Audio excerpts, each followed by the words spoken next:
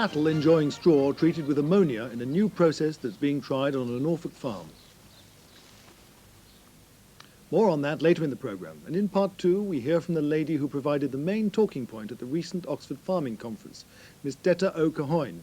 She recommended, you may remember, that the marketing of agricultural produce be brought under the umbrella of a single council, a suggestion that has so far had a fairly cool reception from the various marketing organisations. But we begin this week with the somewhat gloomy prospect of farm incomes in the forthcoming price review.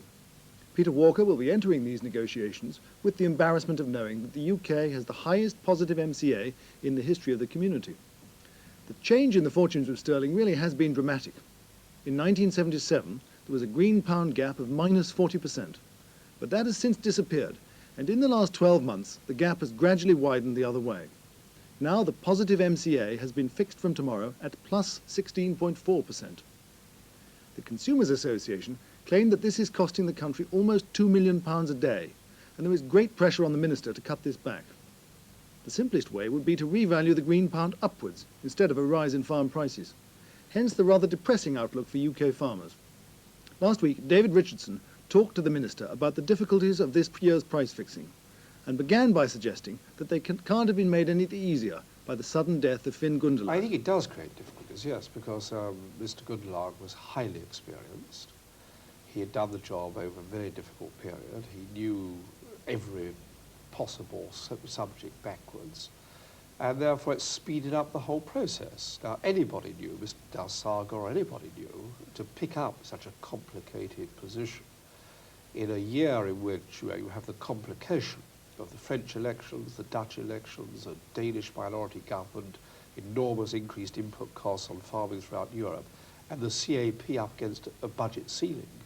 It's probably the most difficult negotiation in the history of the CAP, and very tough on a new chap coming in, bang at the beginning of it with no experience. Nevertheless, our main concern obviously has to be with the British farmer. Now, can you assure British farmers that you will resist, for instance, the inevitable pressures under which you'll be in order to revalue the green pound? Which Well, certainly. I mean, I think the policy I pursued on the green pound, British farmers know very well what my view is about it.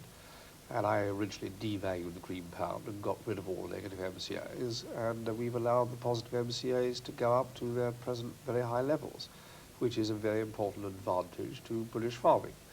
And I find with some amusement when my French colleague and German colleagues say to me what a monstrous thing it is, because I remember the first lecture I had from them when I first went to the Council of Ministers was to tell me how lucky I was to have such big negative MCAs, as they were a subsidy from them to the British consumer. Nevertheless, they will be pressurising you, won't they? I mean, can you resist them? Oh, yes. You're not going to give way on that one? No, I mean, certainly. I mean, there will be. I mean, I can't say there'll be no movement of the green pound at all, obviously. That's part of a negotiation vis-à-vis price on commodities and so on. But what I can say is there'll be no throwing away of our present green pound position. Mm. In about 6 months' time, of course, you will become the chairman of the agriculture ministers in the common market.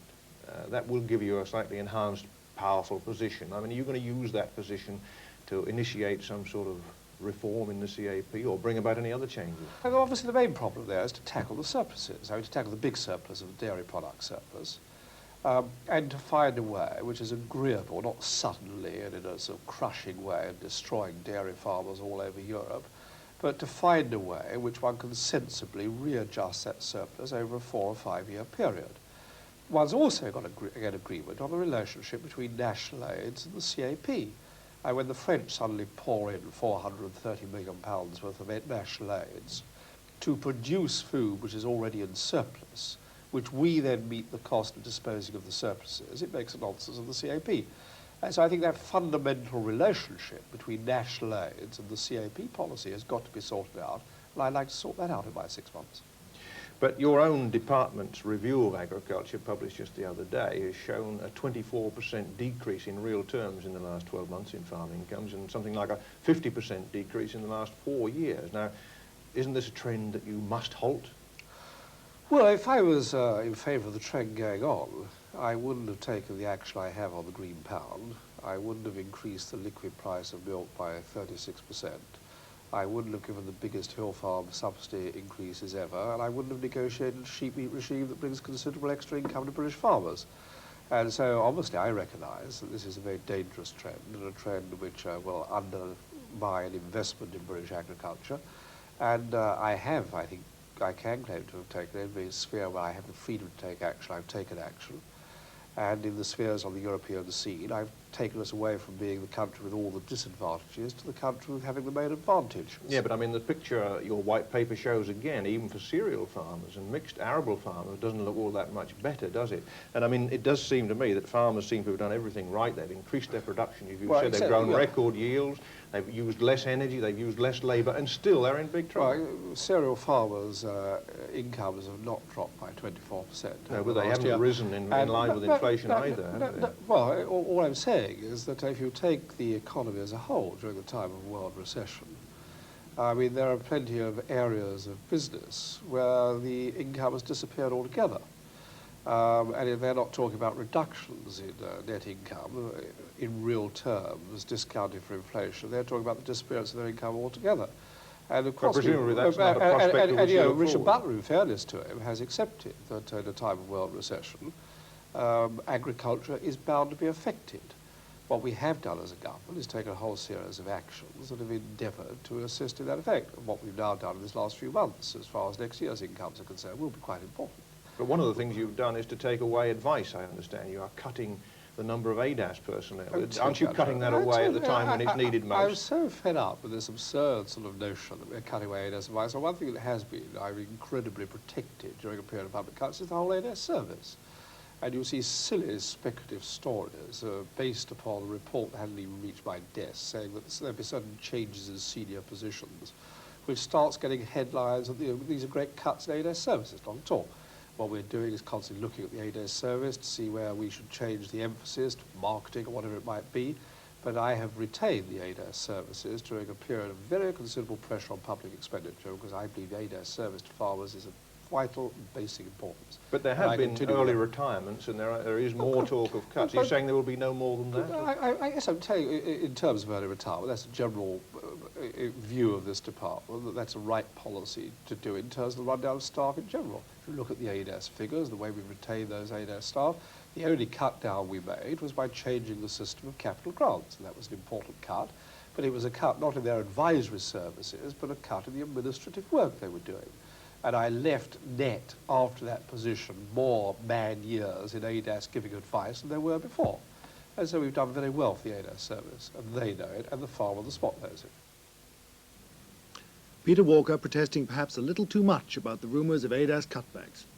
Let's hope that if and when the report does reach his desk, he'll remember his words about ADAS being of vital and basic importance to farmers. 2 weeks ago, we visited a dairy farmer who had increased his herd's butterfat percentage by feeding more fibre. He was using straw treated with caustic soda. But that's not the only way of making it more digestible. 1 or 2 farmers in Britain have been using liquid ammonia by pumping it into straw under polythene. It's a practice that's widely used in Scandinavia, and the Norwegian government even subsidises a nationwide distribution service of ammonia for this purpose.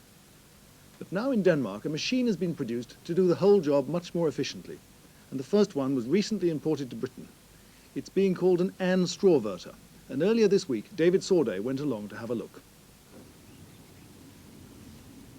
Neat Sling Farm, Norfolk, where the Youngs house their ringstead herd of pedigree polled Herefords. Just like a dairy farm, the largest item of expense is the feedstuffs, and there's a constant search for cheaper alternatives. So the purchase of an Ann strawverter was a logical step forward. It costs around £3,800, and basically it's a gas-tight cylinder. When operating, it increases the feed value of straw by circulating heated ammonia through a big bale. One treatment lasts about 23 hours, and this straw was now ready for feeding out. The same process under plastic would take 6 or 7 weeks, so there is a considerable saving in time. Visually, the straw is much the same as before processing, a little yellower and drier perhaps, and of course now giving off the all-pervading smell of ammonia.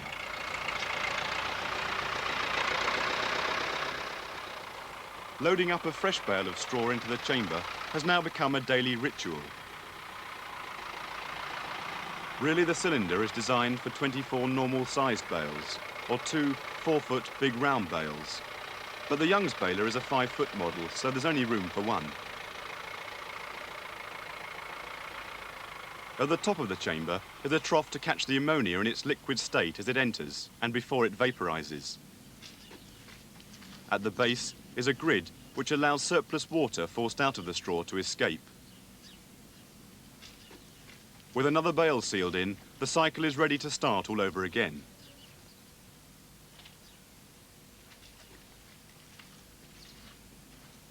The controls are quite easy to set.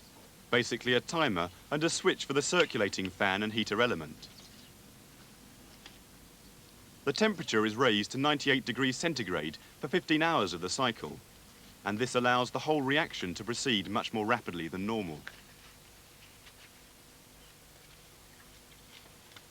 Ammonia can be pretty dangerous stuff, so the correct safety precautions have to be taken. The clock is set, the valve opened, and 5 minutes worth of gas are let into the chamber under pressure. That's an amount corresponding to 3% by weight of the straw.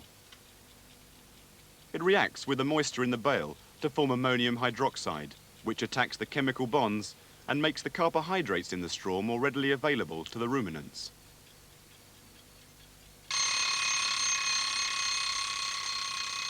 After 5 minutes, the gas is turned off.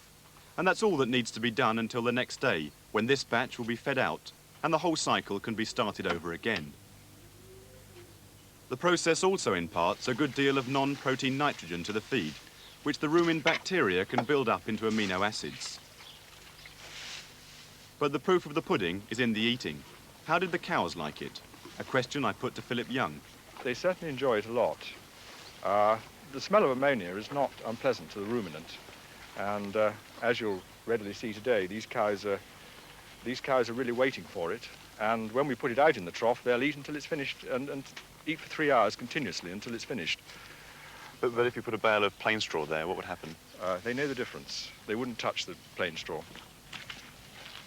The cost of the operation is reckoned to be about £21 a tonne. The main part of that is ammonia. A tankful goes quite a long way. This one will last about 6 months. But I wondered if supplies could be difficult to obtain. No, we have no trouble getting hold of ammonia. But that, of course, is a limiting factor if people... In the past, there was a problem for people getting ammonia, but we sorted that out and we have adequate supplies of ammonia. And, of course, you use relatively small quantities of ammonia with this system. Why did you decide to buy a machine as opposed to, say, treating the straw under plastic?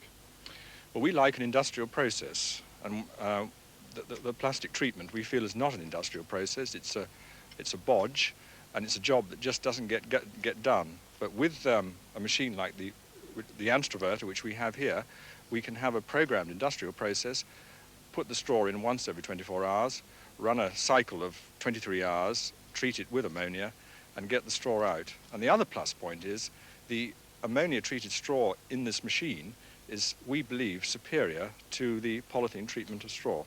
It has a higher digestibility. We went for ammonia because ammonia-treated straw is a complete feed in itself.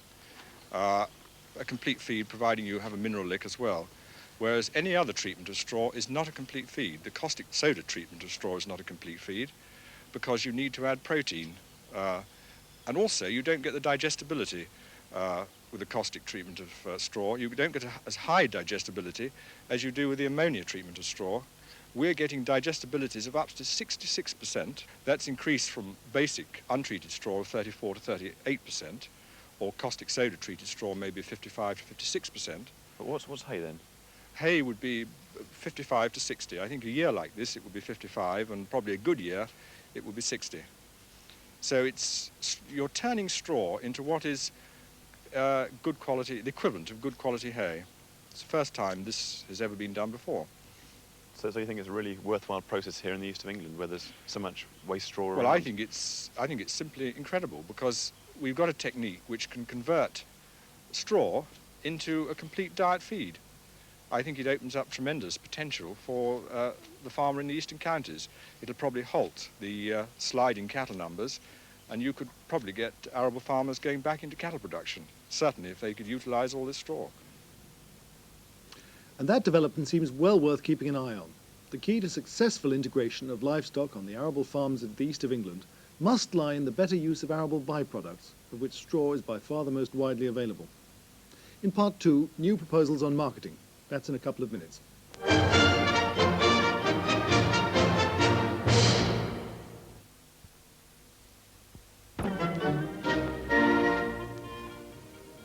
It's almost a month now since Miss Detta O'Cahoyne, one of the Minister of Agriculture's 5 wise marketeers, rocked the farming establishment by proposing the setting up of a council to coordinate the marketing of all agricultural produce. The object of such a council, run by a permanent staff of about 5 people, will be to bring about the cooperation between the multiplicity of marketing bodies which exist in Britain. There's already been a lot of reaction to the proposal, some fairly favourable and some downright antagonistic. But to clarify what Miss O'Cahoyne was hoping her new council might achieve, David Richardson went to London to talk to her. Significantly, he met her at the new Covent Garden Market at 9 Elms.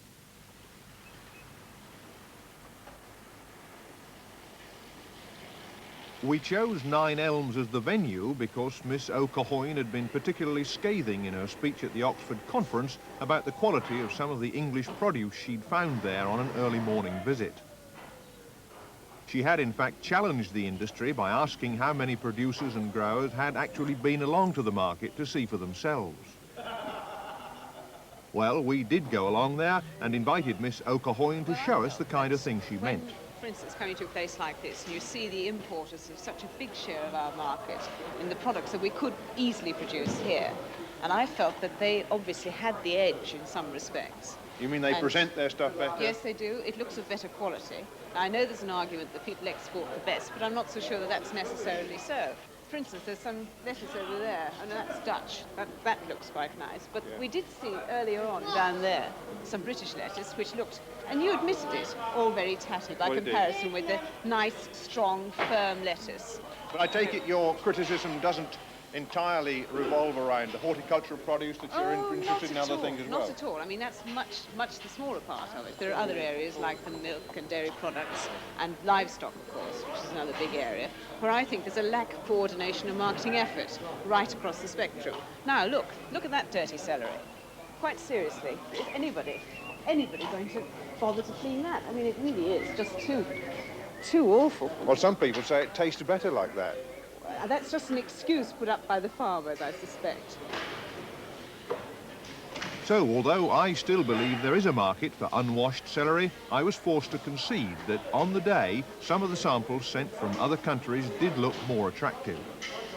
But the question still remained as to how a new coordinating organisation would improve the situation. Well, one of the things I did say in my speech of Oxford was that I wanted this new organisation to encourage people to produce better quality stuff and also to present it better. I think I mentioned presentation under 2 points. One, in giving good value to the customer in the terms of service, because presentation is certainly a service point. You saw some of that stuff down there where the housewife would have to do quite a lot to the produce before she could actually begin to use it for its normal purposes, like wash it, take the leaves off the top and the roots off the bottom.